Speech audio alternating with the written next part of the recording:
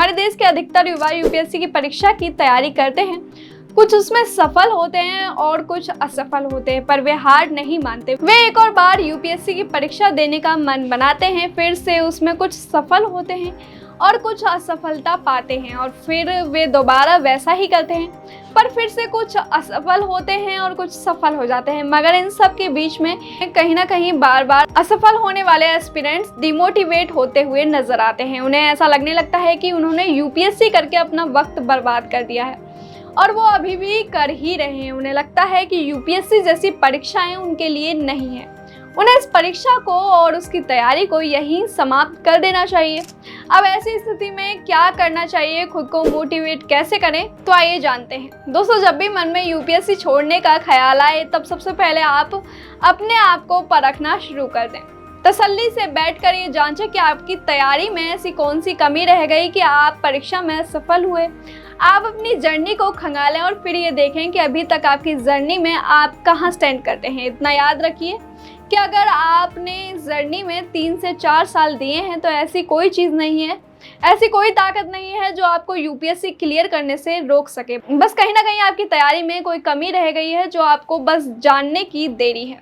इसके बाद अगर आपको लगे कि आपको एक ब्रेक लेने की ज़रूरत है तो आप बेशक एक ब्रेक ले सकते हैं, क्योंकि अपने आप को समय देने पर ही आप खुद को और अच्छे से जान और समझ पाएंगे। यूपीएससी की परीक्षा बार बार क्लियर न होने पर हर बार आपका परफॉर्मेंस प्रेशर बढ़ जाता है। इसलिए परफॉर्मेंस प्रेशर न लेते हुए सब कुछ इजीली सॉल्व करना चाहिए और पेपर की तैयारी कर पेपर देना चाहिए, क्योंकि आप जितना अपने ऊपर परफॉर्मेंस प्रेशर को आने देंगे उतना ही आप चीज़ों को भूलेंगे और सब कुछ गलत करेंगे। हमेशा मोटिवेशनल चीज़ों को पढ़ते रहिए और सुनते रहिए। साथ ही साथ ऐसे लोगों को आसपास रखना चाहिए जिनके होने से आपको मोटिवेशन मिले और आप मोटिवेट फील करें। आपके फ्यूचर में क्या होगा ये न सोचें, आप अभी क्या हैं इस पर ध्यान दें। अपने हर पल को इतनी खुशी से जिएं, अपने हर पल को ऐसे इस्तेमाल करें कि कोई भी लम्हा बर्बाद ना हो।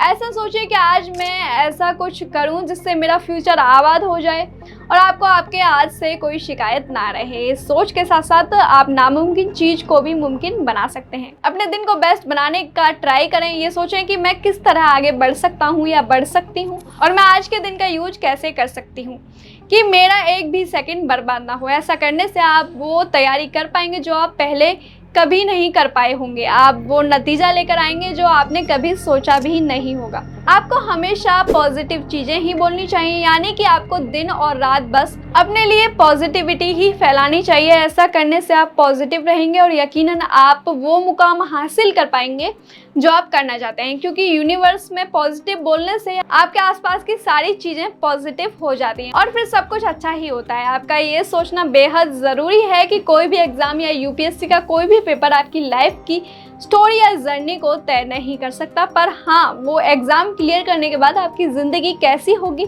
ये आप तय कर सकते हैं। आपको हमेशा तैयारी के वक्त बस अपने लक्ष्य के बारे में सोचना चाहिए। अक्सर ये होता है कि तैयारी के वक्त एस्पिरेंट्स लगातार हर एक मिनट के बाद कहीं ना कहीं अपने लक्ष्य को भूलते जाते हैं, जो बेहद बुरा है, क्योंकि जब हम अपने लक्ष्य को भूल जाते हैं हम अपने सपने की ओर नहीं, हम लोगों से कंपटीशन की ओर अपने कदम बढ़ाते हैं, जिसका परिणाम भी हमें मिलता है, पर उस समय हम ये समझ नहीं पाते।